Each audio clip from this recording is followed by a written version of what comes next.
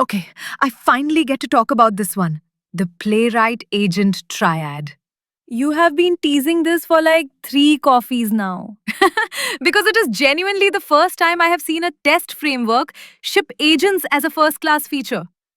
Playwright 1.56, in the box, officially supported. And the triad is planner, generator, healer?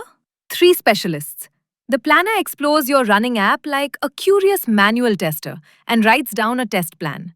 The generator takes that plan and turns it into real playwright TypeScript, and it verifies every selector against the live app while it writes. While it writes, not after. While. We will get there. It is the best idea in the whole feature. And the healer is the one that fixes broken tests? It replays the failing test in a real browser, figures out whether the test went stale or the app actually broke, and acts accordingly. That judgment call is doing a lot of heavy lifting in that sentence. It is, and there is a whole guardrail discussion coming. Here is my baseline skepticism though. We have both watched people ask a chat model to write end to end tests, and the output looks gorgeous and fails on the first run. Right. And that is exactly the failure class this thing was built to kill. These agents do not write from memory. They drive an actual browser through Playwright MCP against your actual dev server. So nothing is imagined. That is a real design stance. And it speaks Claude code natively. One init command, and the three agents land in your repo as subagent definitions. What is the human's job then? Just watch? 2 moments. You approve the plan before any code exists, and you approve the code before it merges. Everything in between, the agents do. That is the same shape as the rest of the spec driven series, honestly. Cheap human review at the high leverage points, machinery everywhere else. Exactly the same shape. This deck is basically spec-driven thinking applied to test suites.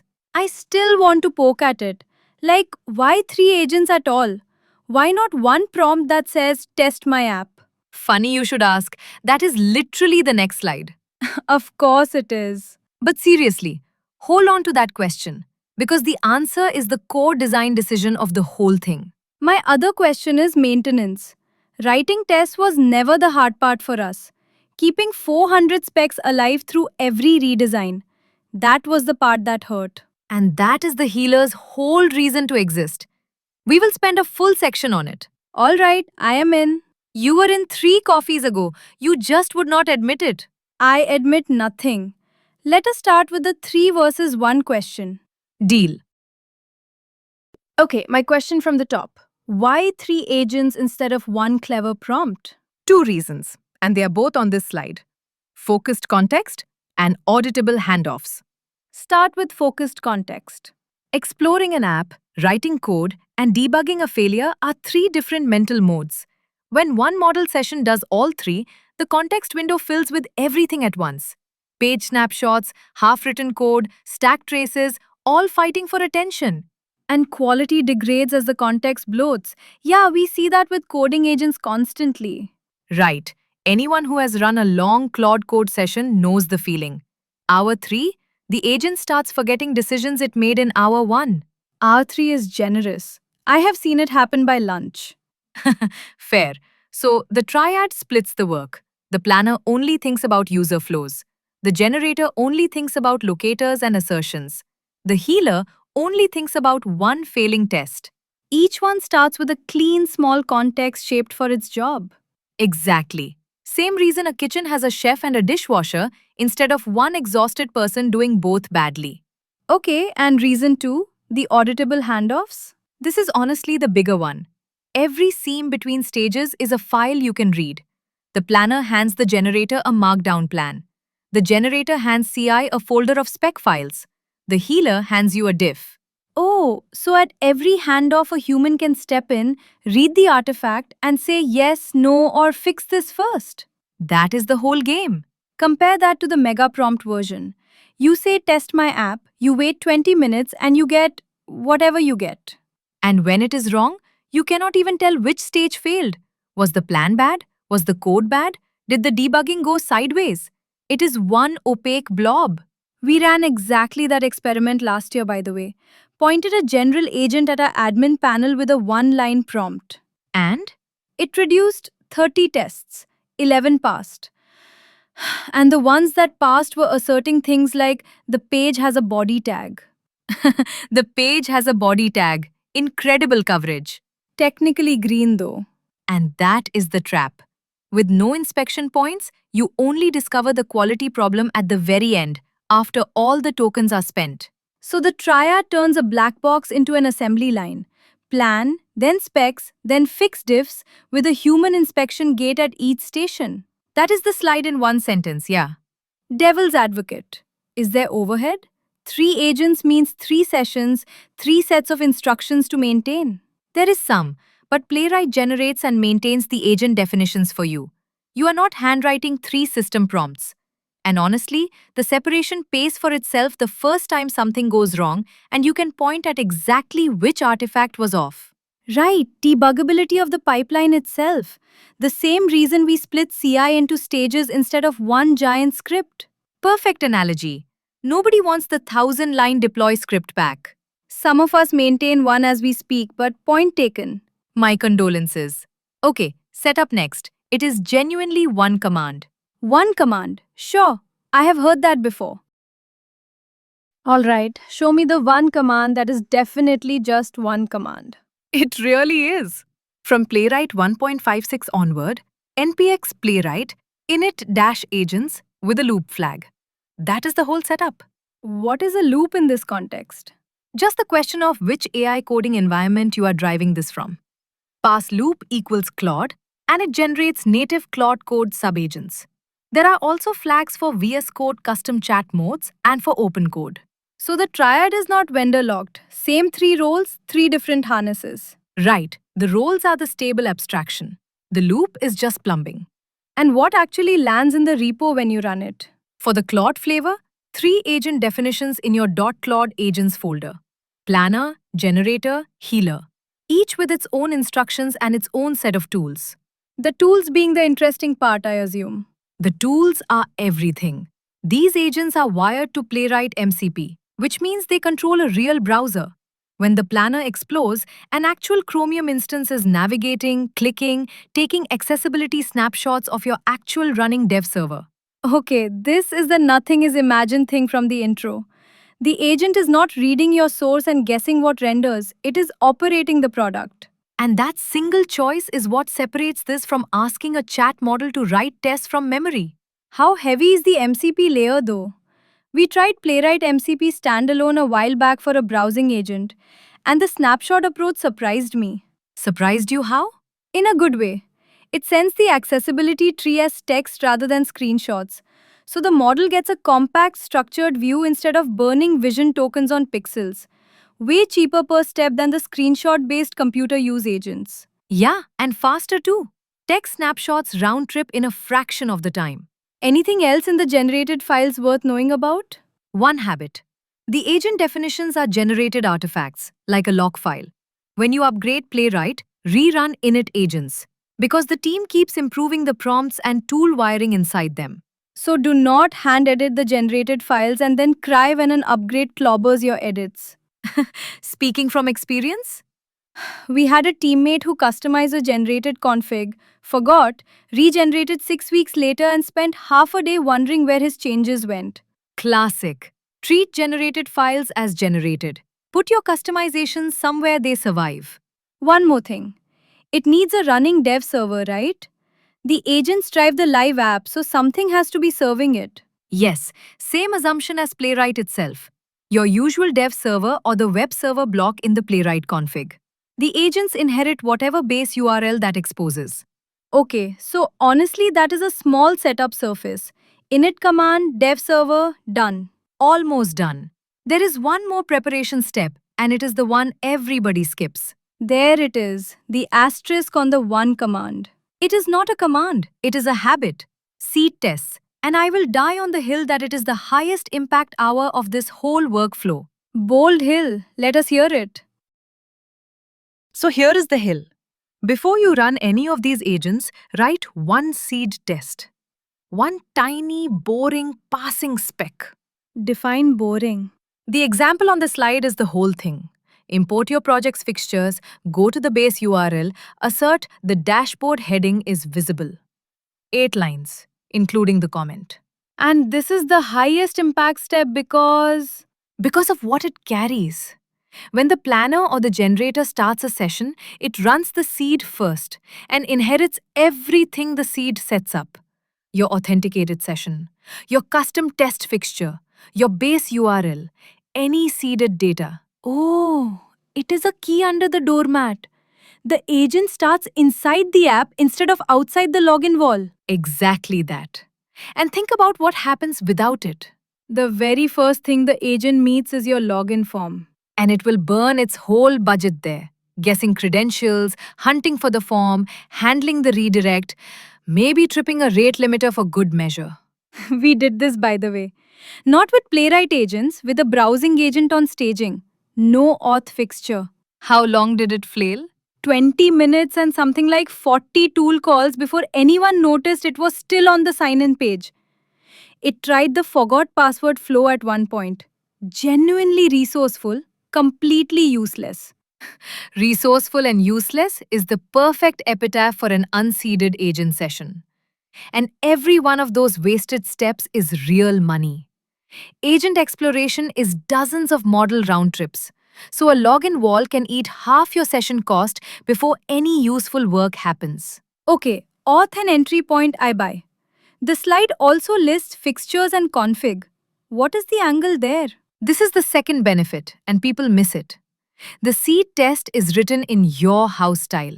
Your fixture imports, your helpers, your naming conventions. And the generator reads it as an example. Right, so the tests it writes come out looking like your tests, not like generic boilerplate from a tutorial. The seed is simultaneously an entry point and a style guide. That is a clever dual use.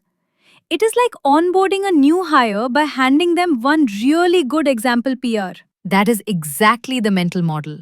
One good example beats 10 pages of conventions doc. What if your auth is gnarly though? SSO, magic links, that kind of thing. Same answer as regular Playwright. Storage state, a test account, an auth setup project that runs once and saves the session. The seed just consumes whatever fixture you already built. So if you already have a working Playwright setup, the seed is genuinely an hour of work. Often less. And the rule of thumb I give people.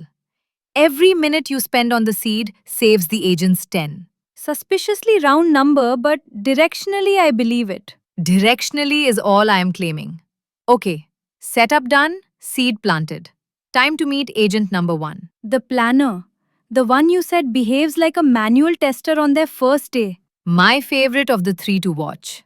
Let us go. So, the planner.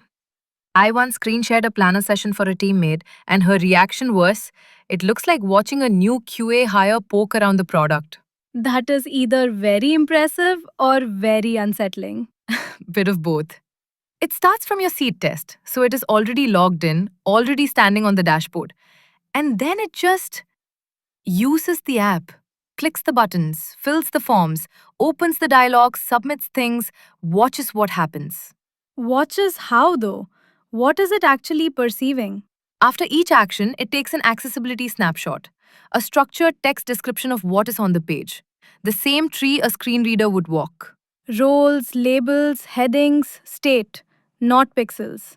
Not pixels, which keeps each step cheap and gives the model something it can actually reason over. Okay, here is the bit I want to slow down on. The slide says it does not read your source code to guess behavior.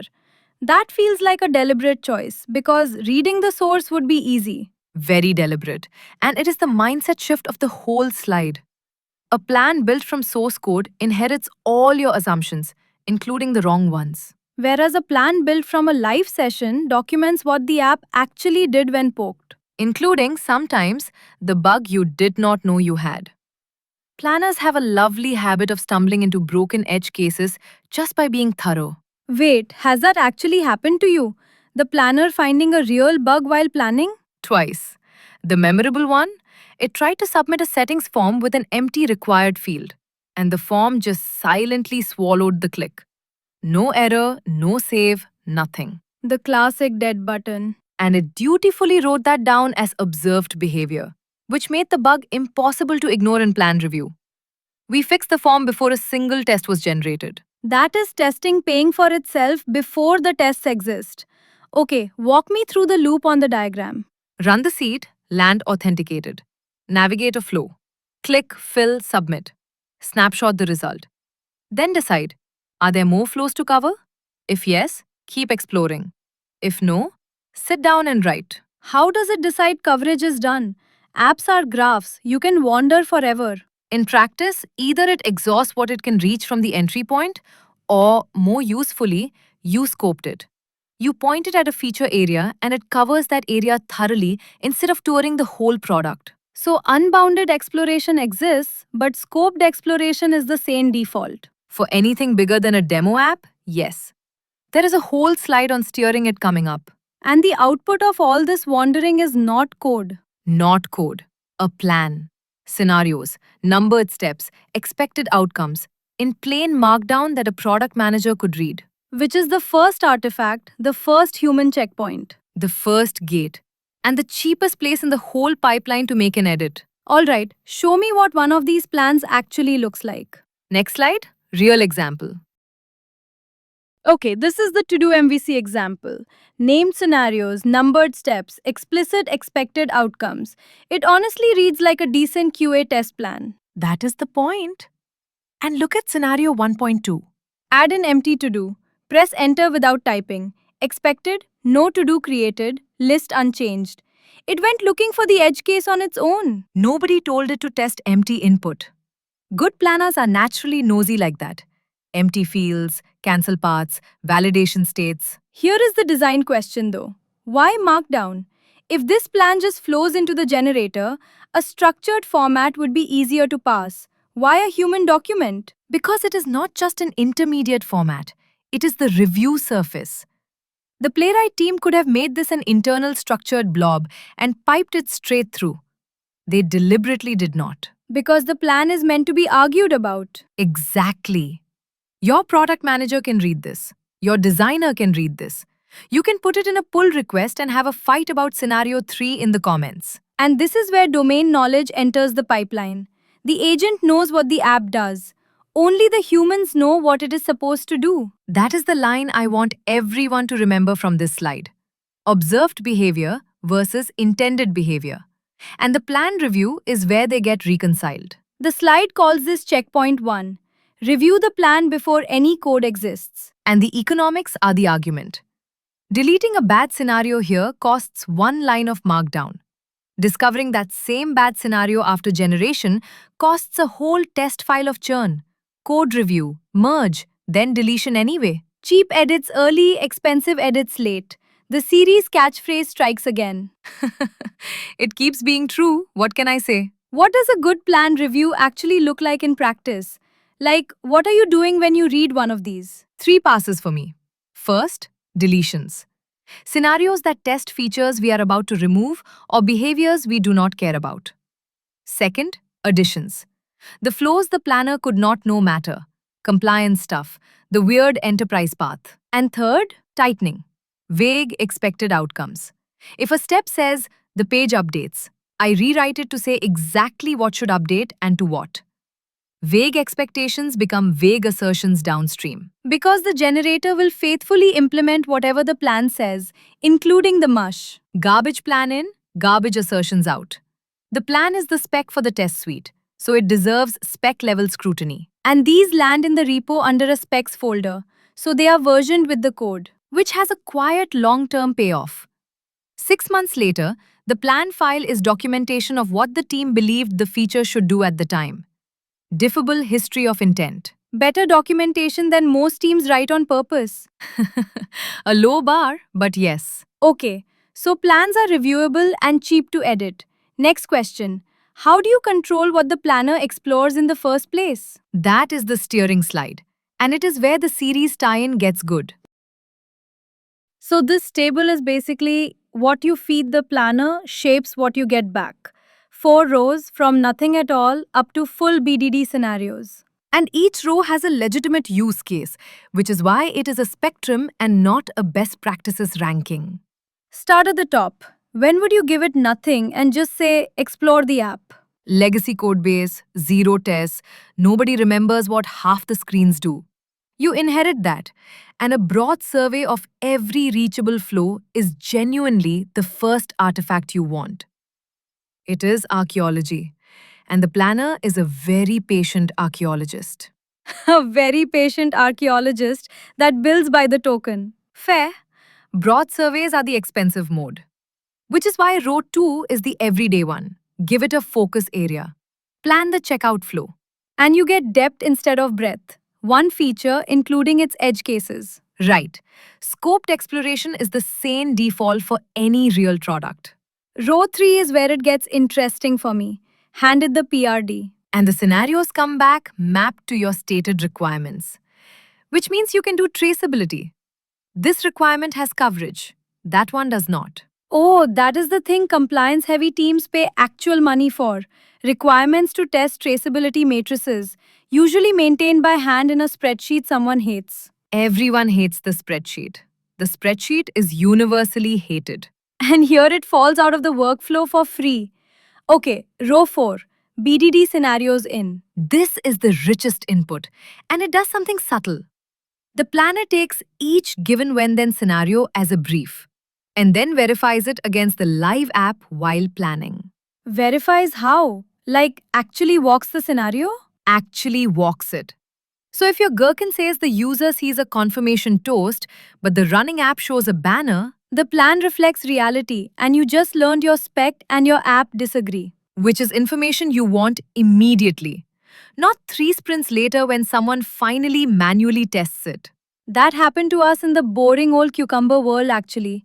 We had gherkin scenarios that drifted from the product for over a year because nobody reran the manual ones. The spec said one thing, the app said another, and both were wrong in different places. Spec drift, the silent killer.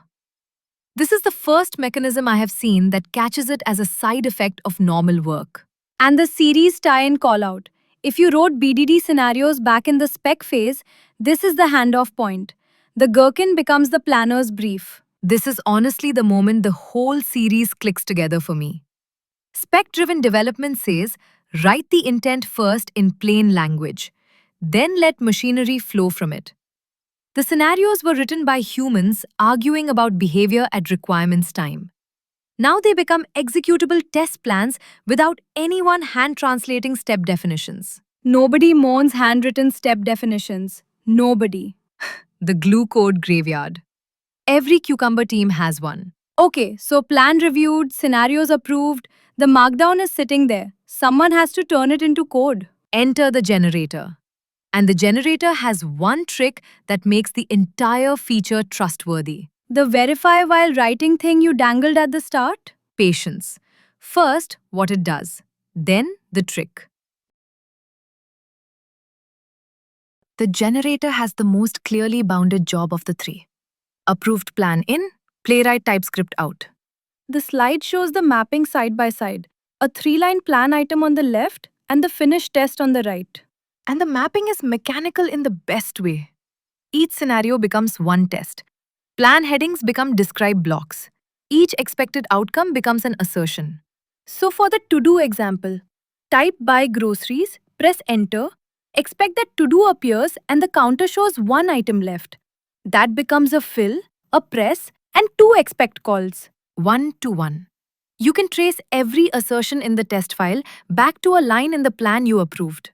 The callout says scope discipline. It implements the plan. It does not freelance new scenarios. Is that actually a feature? A creative agent might find things the plan missed. It is absolutely a feature, and here is why. You already spent your review energy on the plan. That was checkpoint 1. The generator's entire value is being faithful to the thing you approved. I want to push back, but you have asked a general purpose model to write tests before. and gotten back a creative selection of tests for features we did not have. Yes. There was a test for a dark mode toggle. We had no dark mode. Aspirational testing. It tested the app it wished you had built. And it is genuinely insidious because a hallucinated test that happens to pass just sits there as noise forever. Right. So the division of labor is deliberate. Discovery and creativity live in the planner, where the output is cheap markdown a human reviews. Fidelity lives in the generator, where the output is code. Creative where edits are cheap, disciplined where edits are expensive. That is a tidy principle. If you want more scenarios, you do not nudge the generator to improvise. You send the planner back out, review the new plan items, then generate. Okay, what about style? Generated code usually has that uncanny tutorial smell. This is where the seed pays off again.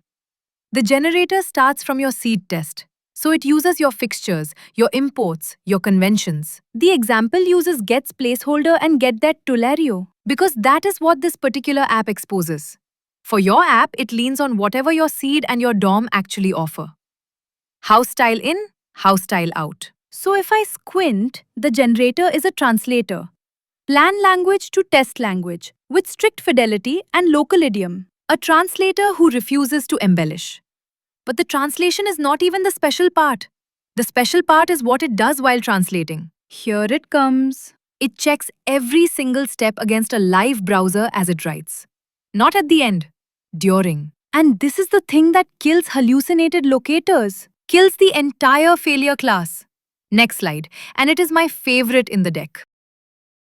Okay, the slide I have been building toward. Live verification. No hallucinated locators. Set up the problem properly first, because I think people who have not been burnt do not feel it. So, you ask an ordinary chat model to write a playwright test. It produces something beautiful. Clean structure, sensible names, plausible selectors. You run it. And it dies on line 4, because the button it confidently selected does not exist. The model wrote code from imagination. Hallucinated locators. And I would call that the single biggest reason people tried AI-written tests in 2023 and 2024 and walked away. It is worse than useless in a way, because the code looks so right. You spend 20 minutes debugging the test before realizing the test was never anchored to anything real. Plausible is the most dangerous word in code generation. Okay, so how does the generator avoid it? One rule, and the whole loop on this slide falls out of it. The generator never writes a line it has not already performed. Performed, as in executed in the browser before committing it to the file. Walk the diagram with me. Read the next plan step. Do it in the live browser. Did the locator resolve to a real element? Did the assertion actually hold against the running app? Only then does that line get written into the spec. And when a selector misses? It re-inspects the page, picks a better handle, a role, a label, a test ID, and tries again. The loop on the slide literally has a retry edge for it. Wait, and all that trial and error happens inside the agent session. The messy drafts never reach the file. That is the part I find genuinely elegant. You only ever see the version that worked. The flailing is invisible. It is the difference between writing code and transcribing a successful session. The agent does the flow first, and the test is the record of what succeeded. Transcribing a successful session. That is exactly the right frame. The test is evidence, not speculation. Let me poke at it though. Verified against the dev server today does not mean it passes in CI tomorrow. Different data, different timing, cold caches. True, and worth being honest about. Live verification kills the hallucination class. It does not abolish flakiness or environment drift. Those are different diseases. But it is the right failure class to kill first, because it was the dominant one. Right. In my experience, the overwhelming majority of first-run failures in generated tests was selector fiction. Remove that, and what remains is the same flakiness budget handwritten suites have always had, which we already know how to manage. And the last box on the diagram. Once the whole spec is written, it runs the thing end-to-end? Like CI would. So the handoff artifact from this stage is not plausible-looking code. It is a passing test suite. Think about how rare that contract is. Most code generation hands you a draft and wishes you luck. This hands you a green run. The deliverable is green. That phrase changed how much I trusted this whole feature. Green is necessary, not sufficient though. A test can pass and still assert the wrong thing. Which is why there is still a human checkpoint after this. And you just previewed the next slide. I keep doing your transitions for you. Keep it up. You are cheaper than an editor. Okay, what good generator output looks like, so you know what to demand in review. So, this is the review rubric slide. What to demand from generated specs before you merge them. And the bar is simple. The same one you would hold a human teammate to. The agent does not get a discount. First marker, locate a strategy. Role based first. Get by role, get by label, get by test ID. Semantic handles. They survive redesigns because they describe what an element is, not where it happens to sit in the DOM. As opposed to the smell test example. Div, child 7. Div child 7 is a test that breaks when someone adds a margin. It encodes the accidental geometry of one Tuesday's DOM. One Tuesday's DOM. I am stealing that. Take it. And the .btn primary one is the same disease. A style class is a designer's variable, not a contract. There is also an accessibility bonus hiding in the role based approach, no? If get by role cannot find your button, a screen reader probably cannot either. Yes, testability and accessibility turn out to be the same property wearing different hats. Teams that adopt role-based locators quietly fix a pile of A11Y issues just to make their tests writable. Second marker, web first assertions, no sleeps. When you write await expect to be visible, Playwright auto retries until the element appears or the timeout hits. Built-in patience. The moment you see wait for timeout 3000, you are looking at a future flaky test. Because a sleep is a guess about speed. And guesses about speed are always eventually wrong. Usually at 2 in the morning in CI on the release branch. We inherited a suite once with over 100 hard-coded sleeps. Total padding came to something like 9 minutes of pure waiting per run. Multiply by every PR every day. 9 minutes of nothing per run. That is real money and real developer patience. And the cruel joke is, the sleeps did not even fix the flakes. They just moved them to slower days. Right, which is why the rubric says the healer should never have to fix these smells later. Catch them at review when they cost one comment. Third and fourth markers. One scenario per test, names traceable to plan items, and your own fixtures rather than boilerplate. Both of which the pipeline gives you mostly for free. Traceability comes from the generator's discipline. Style comes from the seed. Your review just confirms nothing drifted. And the call out. Checkpoint 2. The specs arrive as a normal diff. Review them like a teammate's PR. With one mental adjustment. The tests are already green. The generator guaranteed that. So your review energy goes somewhere else entirely. Not does this pass, but does this assert the right thing? That is the judgment call machines are worst at. Does this assertion capture the requirement, or does it assert something easy that lives nearby? Give me a concrete version of that. Plan says the order total updates to reflect the discount. A lazy assertion checks that a toast saying discount applied is visible. A right assertion checks the actual total amount. Because the toast can show while the math is wrong. Asserting the announcement instead of the behavior. Exactly.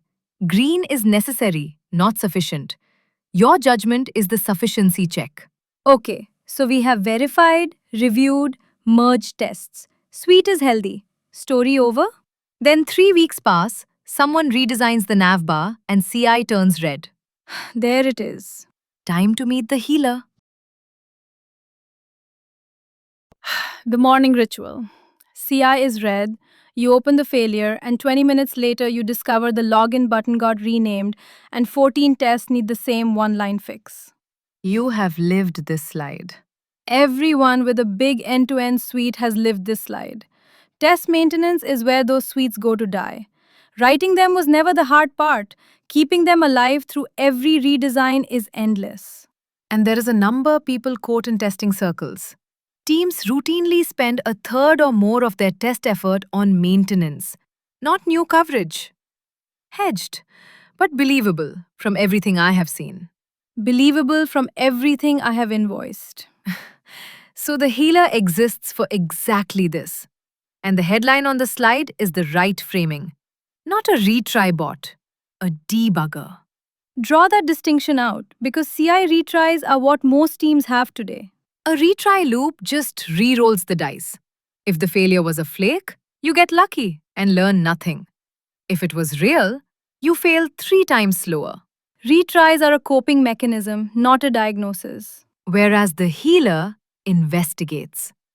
Hand it a failing test, and it does what a good engineer would do, in the same order. Which is? First, replay. It runs the failing test step by step in a live browser and watches it fail with its own eyes. Then it stops at the point of failure and looks around. The error message, the current state of the DOM, the trace context. Debugging at the scene of the crime with the page actually open. Instead of squinting at a stack trace in a CI log and guessing, that access to the live failure state is the healer's unfair advantage over every human doing post-mortem debugging from artifacts. Honestly, that is also better than what most humans do. We read the CI log, mutter, push a speculative fix, and wait 15 minutes to see if we guessed right. The push and pray debugging loop. We have all done it. Okay, it has replayed and it is sitting at the broken step with the DOM in front of it. Then what? Then comes the most important moment in the entire triad, the diagnosis. Did the app change legitimately and the test just went stale? Or did the product genuinely break? Test bug or app bug? And everything downstream depends on getting that call right. Because the treatments are opposites. One gets repaired, the other gets reported to a human, untouched. And if it picks repair, it does not just hand you an untested guess, I hope. No, that is the last chip on the slide. It reruns the repaired test until it actually passes before proposing anything. Same philosophy as the generator. The deliverable is verified, not plausible. Consistent design language across all three agents then. Never ship what you have not executed. It is the house rule of the whole triad. The diagnosis fork still worries me though. Getting app bug versus test bug wrong in one direction is annoying. Wrong in the other direction is dangerous. Dangerous is the right word. And it is so important it gets its own slide. The guardrail that makes or breaks this entire feature. Good, let us do it properly. 2 columns on this slide. 2 completely different fates for a red test. Let us take them slowly, because this is the guardrail slide. Left column, test bugs. Button rename from submit to save. Field moved into a dialog. Copy changed. Data now loads asynchronously. And the common thread in all 4? The product still works. A human user would sail through without noticing anything. The test is just stale. So heal it, update the locator, move on with life. Right column. App bugs. Form submits, but the data never saves. A valid request returns a 500. The total shows the wrong amount. A flow dead ends with no path forward. The product is broken. And no amount of test editing should ever make that green. That sentence is the prime directive. The healer must never paper over a genuine product bug. Play out the failure mode, because I think people need to feel how bad it is. Okay, the checkout total is wrong. The test correctly fails. An overeager healer looks at the failure, decides the test must be stale, and updates the assertion to expect the wrong total. And the suite goes green. Everyone relaxes. The dashboard is all check marks. You have built a machine that hides regressions. Which is genuinely worse than having no tests at all. Broken tests at least make noise. A suite that lies is silent, and you trust it. The most expensive kind of green there is. So how does the healer actually make the call? Because some of these are obvious. A 500 response screams app bug. But rename button versus broken button can look identical from a locator error. The litmus test on the slide. And I love how simple it is. Would a human user still succeed at this task? Walk it through the rename case. The healer replays. The click on submit fails. It looks at the live page. There is a save button right where submit used to be. The form still submits, the data still saves. A human would succeed without even noticing. Verdict? Stale test. Heal it. And the broken case? Same replay. But this time the button is there. The click lands and nothing saves. The task itself fails for anyone, human or robot. Verdict. App bug.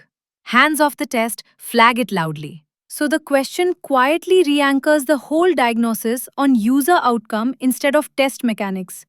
Not can I make this assertion pass, but does the task still work for a person? That single question is the healer's conscience.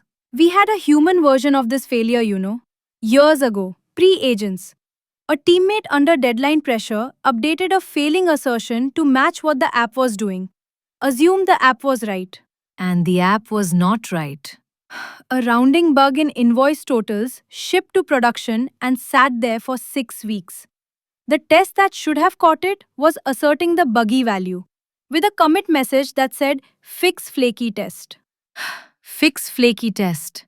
The 4 most expensive words in that code base. My point being, humans fail this exact way too. The directive is not anti-agent, it is anti-shortcut. Which is exactly why the litmus question matters beyond the healer. It is also the question you ask when reviewing any healer fix.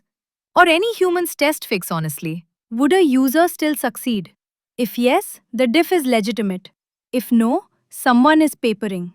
Tattoo it above the merge button. Okay, so the diagnosis fork is principled. What does the healer actually hand you on each side of the fork? 2 very different deliverables. Next slide. Alright, the 2 deliverables. Outcome A is the happy path, a repair diff. And look how small it is. The submit button became save, so the locator changes 1 word. Surgical is the right adjective. There is a second hunk though. The toast assertion got rewritten from a class selector on .toast to get by role alert with a content check. That is the detail I want people to notice. While the healer was in there, it upgraded a brittle CSS selector to a semantic one. So good healers leave the test slightly healthier than they found it. Like a doctor who fixes your ankle and also mentions you should stretch more. Unsolicited but correct. And it compounds. Every healing pass nudges the suite toward more durable locators, which means fewer failures next quarter. The maintenance burden actually trends down instead of just holding steady. Mild pushback. Scope creep in a fixed diff is usually a review smell. If I asked for a one-line fix and got a refactor, I would squint. Fair, and the line matters. Upgrading the selector that was already being touched in the same test for the same failure, that is in scope. Wandering off to restyle 10 other files would not be. Tight blast radius. Opportunistic improvement inside it. Okay, I accept. Outcome B. The diagnosis said app bug. Then there are no code changes at all. 0. You get a report instead. And the slide gives the report 3 parts. What failed, the evidence, and the reasoning. What failed means the scenario and the exact step, not just a test name. Evidence means observed versus expected behavior, the error text, and a pointer into the trace. And the reasoning part? Why judge this an app bug? That is the clever bit.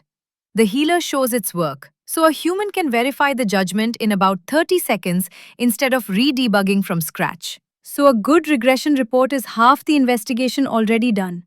The on-call engineer starts from the scene of the crime instead of from a red X in a dashboard. Compare that to the usual artifact, a CI link, a 2000-line log, and a screenshot of a spinner. The spinner screenshot, the universal symbol of good luck out there. Every on-call rotation knows that spinner personally. And the green callout ties both outcomes together. Either way, a human decides. Repairs land as a reviewable diff, often a small PR. Reports land as something a person triages. The healer proposes. It never silently merges its own opinion of your product into main. Propose, never merge. That is the same autonomy dial we keep landing on across this whole series. Agents do the R's, humans hold the pen at the gates. And we have now met all 3 agents, which means it is time to zoom out and look at those gates as a system. The full workflow? Checkpoints and artifacts end to end? Exactly that. Integration time. Okay, the assembled machine. 3 agents, 3 artifacts, 3 moments where a human holds the pen. The diagram reads left to right. Planner emits the plan, gate 1. Generator emits specs, gate 2. Merge, CI, traces on failure, healer, gate 3. And the table underneath tells you what question you are actually answering at each gate, which I think is the most useful part of the slide. Gate 1. Before generation. You review the plan and ask, are these the right scenarios? Anything missing or obsolete? Pure judgment. No code knowledge needed, which is exactly why a product person can sit at this gate too. Gate 2. Before merge. The spec diff. Do the assertions capture intent? Are the locators semantic? No sneaky sleeps. And notice this review is mechanical by design. The scenarios were already agreed at gate 1, so you're not relitigating what to test, only how it got coded. That is the shape I want to call out.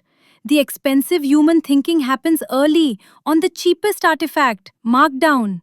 Decisions flow downhill from the cheap medium to the expensive one.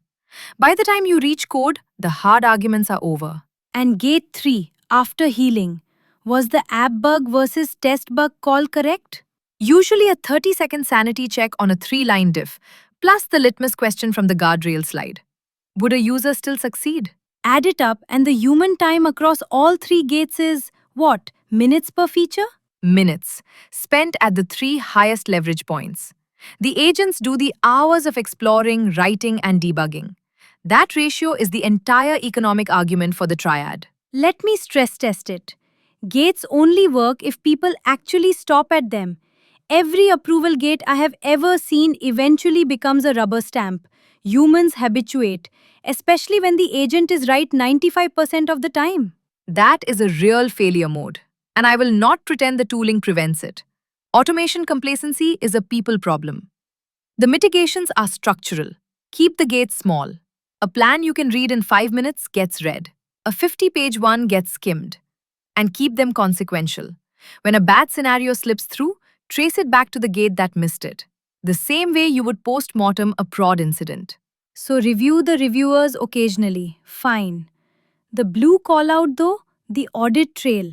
That part I am unreservedly sold on. The quiet superpower. Plans, specs, and traces all live in Git, so every test can answer 3 questions months later. Why do you exist? What do you check? And what happened when you failed? 6 months from now, someone asks, why does this weird test exist? And the answer is, here is the plan that motivated it. Here is the PR where a human approved it. Here is the trace from the day it failed and the healer diff that fixed it. Handwritten suites almost never have that provenance. Tests accrete, authors leave, and the suite becomes folklore. Folklore is generous. Ours was superstition. There were tests nobody dared delete because nobody knew what they guarded. The haunted tests. Every legacy suite has a wing of them. And this workflow makes hauntings impossible because every test arrives with a birth certificate. A birth certificate and a medical history. Okay, one more integration question. Where does this whole machine slot into the bigger spec-driven loop? The series connection slide. Let us wire it up. Oh, this is the slide where the whole series snaps together. The triad is not a standalone tool, it is the testing segment of one long pipeline. Spec at the top, running tested software at the bottom, and the diagram shows specs flowing down while failures flow back up. Walk the upstream half first, spec or PRD into BDD scenarios into the planner. So your spec phase produced given when then scenarios, sentences that humans argued about and agreed on. Those flow straight into the planner as its brief, and the planner grounds each one against the live app. Which is the payoff for writing scenarios carefully. The same sentences that align the team now drive test generation, without anyone hand translating them into step definitions. Intent gets written once and reused. That is the entire thesis of the series compressed into one sentence. And it quietly solves the thing that made classic BDD collapse under its own weight. The Gherkin was supposed to be the shared language, but the step definition glue rotted faster than anyone maintained it. Right. Most Cucumber projects I have seen died of glue, not of Gherkin. Replace the glue with an agent that regrounds the scenarios on every run, and the spec stays alive. Midstream is the part we just spent the whole deck on. Planner plus generator, intent to verified, reviewed, merged, specs. So let us go downstream, because that is the new wiring. The healer takes up residence in your self-healing CI lane. Test goes red overnight. The healer replays it, diagnoses it, and forks. Test bug becomes a tiny fix PR back into the lane. App bug becomes a flag escalated to triage. And the team experience is the part I love. You wake up to a triaged inbox instead of a wall of red. 3 stale locator fix PRs awaiting a glance, 1 genuine regression with evidence attached. That is a calm morning. Compare it to the traditional version. 14 red tests, no idea which are flakes, and the stand-up starts with 20 minutes of, is the build actually broken? The Is It Actually Broken meeting, a recurring invite on every team calendar I have ever had. Decline the invite, install the healer. One arrow on the diagram deserves attention though. The app bug flag goes to triage and triage loops back to the spec at the top. Why close that loop? Because some regressions are not coding mistakes, they are spec gaps. The behavior was never pinned down, two features collided in the unpinned space, and the fix is to sharpen the spec, not just patch the code. So failures flow all the way back to intent when they need to. The pipeline learns at the top, not just at the bottom. That is what makes it a loop instead of a conveyor belt. And the call-out points at the self-healing CI deck for the downstream depth. Quarantine queues, auto-fix policies, the trust dial.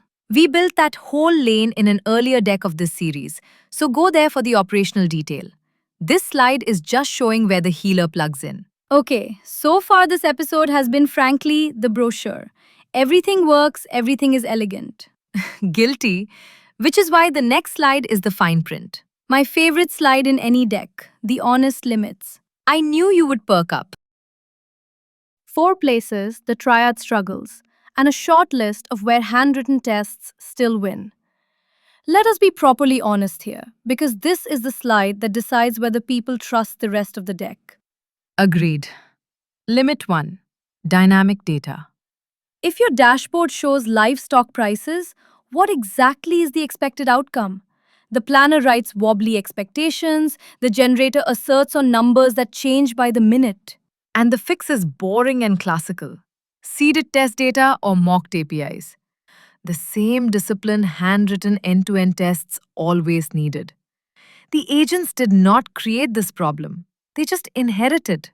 Determinism was never optional. People just got away with pretending for a while. Limit 2.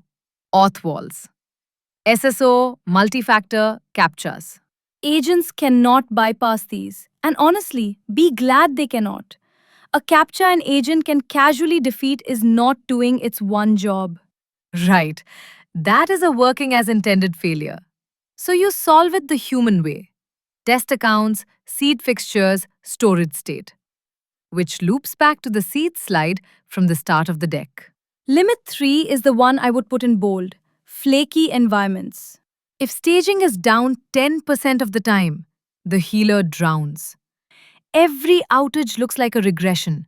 It investigates ghosts all day, and your trust in its judgments erodes. An eroded trust is terminal for this kind of tool. The first time the healer cries wolf 3 times in a week, the team starts ignoring its flags, including the real one. So the ordering matters. Stabilize the environment before you automate the diagnosis. An agent triaging an unstable environment is automation built on sand. We learned the human version of this with on-call alerting years ago. Pager fires on noise, humans tune it out, real incident sails through. Same physics. Exactly the same physics. Alert fatigue, agent edition. Limit 4. Token cost. Give me real talk here. Exploration and live verification are many model round trips. A planner session on a non-trivial feature is dozens, sometimes hundreds of steps, each carrying paid snapshots in context. This is not autocomplete pricing. Ballpark it. Are we talking pennies or real money? Honestly, it varies too much to quote.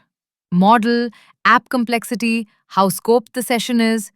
The framing on the slide is the useful part. Budget it like CI Compute, a real line item that pays for itself, not like free autocomplete. The comparison being a manual tester exploring that feature and writing the same tests would cost what? A day or two of salary? The tokens win that math comfortably most of the time. Most of the time, yes, but only if you do not rerun broad explorations carelessly. Scope your planner sessions. Then the second list, where handwritten tests still win. Deep domain assertions first. Pricing math, permission matrices, financial rounding rules. A planner cannot discover by clicking around that the rounding must be banker's rounding for accounts in one specific jurisdiction. Because that knowledge lives in regulation and tribal memory, not in the DOM. Observed behavior cannot reveal intended law. Second, visual pixel regression and accessibility audits. Different tools entirely. Screenshot diffing, Axe style scanners. The triad is about functional flows. And third, the hot parts. Tests you run 1,000 times a day. Where a hand-tuned test amortizes beautifully, and agent involvement buys you nothing per run. Craftsmanship still wins where the traffic is. So the honest framing from the call out, the triad is a force multiplier for breadth. Zero to solid coverage fast and keeping it alive. Not a replacement for the deep domain-heavy tests your seniors write. Breadth from the agents, depth from the humans. Teams that get the split right get both. Teams that fire the seniors and keep the agents get neither. Someone somewhere is making that second mistake as we speak. Someone always is. Okay, cheat sheet time. Let us compress this whole episode. The whole deck in one table. 3 rows, 1 per agent. Input, Superpower. Output, Human Gate. Row 1, the planner. Input is the live app plus the seed test. Optionally, a PRD or BDD scenarios. Superpower. It explores like a manual tester. Observed behavior, not assumed. Output, a markdown test plan. Human Gate. Review that plan before any code exists. The cheapest gate in the pipeline, as established. One line of markdown to kill a bad scenario. Row 2. The generator. Input, the approved plan plus the seed. Superpower. It verifies every locator and assertion against the live browser while writing. The hallucination killer. Output. Passing TypeScript specs. Passing being the keyword. The deliverable is green. And the gate? Review the diff like any teammate's PR, checking that the assertions capture intent, not just that they pass. Row 3. The healer. Input. A failing test and its trace. Superpower. The app bug versus test bug judgment. Output, a surgical fix diff or a regression flag, never a papered over product bug. Gate, confirm the diagnosis with the litmus question. Would a human user still succeed? Yes means heal, no means flag. You know what I noticed reading the table cold? The gates column is the actual product. The agents are impressive, but the reason this works in a real team is that every row ends with a human decision on a readable artifact. Autonomy with receipts. If the table only had the first 4 columns, this would be a demo. The 5th column makes it a workflow. That is a genuinely good way to put it. And the setup recap in the callout for anyone starting tomorrow morning. Run init agents with your loop of choice, Claude, VS Code, or OpenCode. Then write the seed spec. Auth, fixtures, base URL, one green test that lands inside the app. Do not skip the seed. We spent a whole slide on why. Aim the planner at one feature. Scoped, not the whole product. Review the plan. Generate, review the diff, merge. And let the healer hold the line in CI from then on. That is the whole operational story in one breath. If someone only keeps one artifact from this episode, it is this slide. Screenshot this table and you can rederive everything else in the deck from it. Every slide we did is an expansion of one cell. The deck was a table all along. Decks usually are, if you build them right. Alright, one more slide. The 5 takeaways. Let us land this plane. 5 takeaways, and then we let people go. Number 1. 3 specialists beat 1 mega prompt. And the reason is worth restating precisely, because it is not that 3 models are smarter than one. It is that each stage gets a focused context, and every handoff is an artifact a human can read. Structure is the feature, not the model. Which means this principle outlives any particular model generation. The pipeline shape keeps paying off even as the underlying models change. That is actually the strongest version of the argument. Architecture compounds, model quality just shifts the baseline. Number 2. The seed test is your highest leverage R. One green spec with auth, fixtures, and base URL, and every agent session starts inside your app speaking your conventions. Skip it, and you get to watch expensive tokens lose a fight with your login form. 40 tool calls on the sign-in page. I told that story, I get to keep telling it. It is a good story. It has everything: hubris, a redirect loop, a forgot password attempt. Number 3. Live verification is the trust unlock. The generator performs every step in a real browser before committing it to code. That is why its output runs on the first try. And why the failure class that killed earlier AI test tools, hallucinated locators, simply does not exist here. If I had to pick the single idea from this episode that generalizes beyond testing, it is this one. Never let an agent ship a claim it has not executed. Right. The same rule shows up everywhere good agent tooling is converging. Verify against reality at right time, not at review time. Number 4. The healer repairs tests, never truths. One question decides everything. Would a human user still succeed? Yes means the test is stale. Heal it. No means the product is broken. Flag it. Hold that line. Because a test suite that papers over real bugs is actively worse than no suite at all. The no suite team at least knows it is flying blind. The lying suite team thinks it has instruments. That is how you fly into a mountain calmly. Grim, but correct. And the 6-week rounding bug from my old team is the standing exhibit. Number 5. Review the plan, then the diff. 2 cheap human checkpoints placed at the highest leverage moments, and what they buy you is an autonomous testing pipeline with a complete audit trail in Git. Minutes of human judgment steering hours of agent work. That ratio is the whole pitch, and the checkpoints are what keep the ratio honest. Stepping back, the thing that struck me most across this whole episode is how unmagical the good parts are. Seeds, gates, artifacts, a litmus question. It is all just engineering discipline applied to agents. Which is probably the meta takeaway of the whole series. The agents got powerful, and the answer was not less rigor. It was the same rigor relocated to better places. Specs flowing forward into verified tests, failures flowing back into tiny reviewed fixes. Spec-driven testing end-to-end. That is the episode. Go write a seed test this week. It is 1 hour and it changes everything downstream. And aim the planner at your messiest feature first. Worst case, it finds a bug before it writes a single test. Which is not a bad worst case. Thanks for listening, everyone. See you in the next one.